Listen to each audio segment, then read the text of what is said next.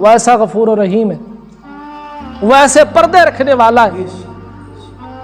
ہمیں آپس میں اگر ایک دوسرے کا پتہ چل جائے کہ یار یہ اتنے گناہ کرتا ہے، اتنا گناہ گار ہے، تو لوگ ایک دوسرے کے پاس بیٹھنا بھی گوارا نہیں کریں گے، ایک دوسرے کے نال سلام بھی نہیں لین گے کہ یار اتنا گناہ گار بندہ نہیں، میں یہ کول بہنا بھی نہیں۔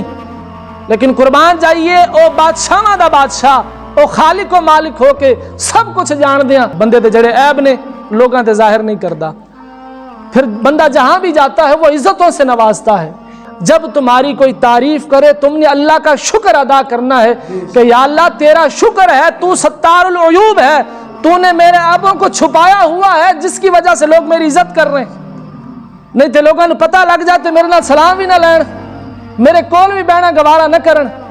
یا اللہ تیری مہربانی ہے کہ تو میرے عیب لوگوں تو چھپائے ہوئے نہیں تو لوگ میری عزت کر رہے ہیں، تو پھر کیا ہوگا؟ عاجزی پیدا ہوگی اور رب بھی راضی ہو جائے گا۔